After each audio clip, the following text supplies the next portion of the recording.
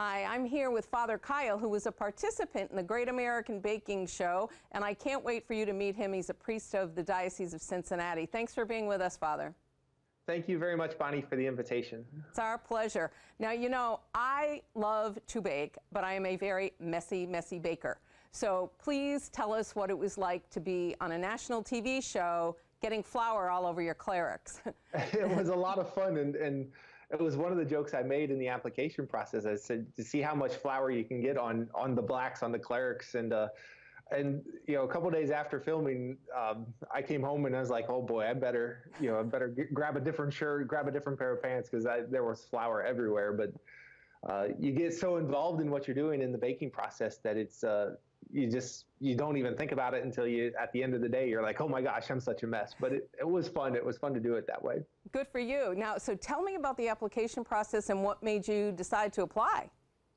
You know, it was a several month-long process of application, and probably in February, March of this year, a friend on Facebook sends me a link. You need to apply to this. I was like, okay. Well, you know, I'd been baking for a couple months, 6-8 months by that point, and I was like, okay, I'll do it on a whim, and I'll never get invited, but I'll do it because she asked me. And so I had submitted the application, and it went through a couple phone calls, a couple in-person things, and I just kept thinking all along, I was like, they'll discover that I'm a fraud. I don't really know what I'm doing, and get out of here. And then I probably in early June, I guess it was early July, I got the phone call that I had been selected as a contestant, and I was shocked and just really excited by the opportunity to show the reality of the priesthood, that we're not just guys who say mass and do, you know, we have hobbies, we have other things that we enjoy in life, and so it was a great opportunity to show that. Yeah, and baking is certainly something we can all relate to. We all have a favorite memory from childhood or something new that we try. What's your favorite treat to bake? Oh, I'll bake about anything. I started with breads, so breads is sort of in my wheelhouse. So I love to and the smell of baking bread is just, I always say that's a heavenly smell. But then gotten into some pies here lately, different cakes and different treats. So everyone asks me what's my favorite thing. I don't really have a favorite. I just love to bake the next thing. So. Great. Now, you mentioned earlier that you actually shot the 3 episodes for the Christmas season in England.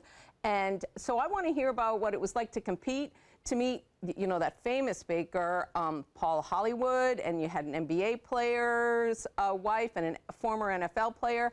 So what was that like to compete in the midst of all that stardom? Yeah.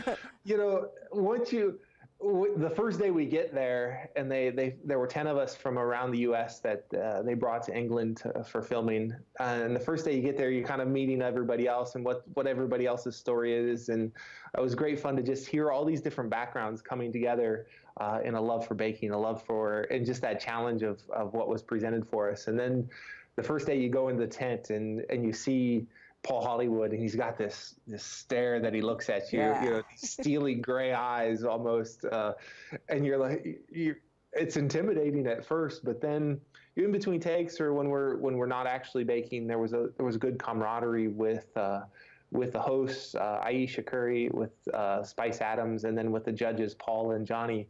We had a great rapport, and I think with the 10 bakers, it's such a pressure cooker of an environment that you form a quick bond, and we've continued to communicate since we've been home, and it's just it's fun to share that story with them in a very unique and particular way.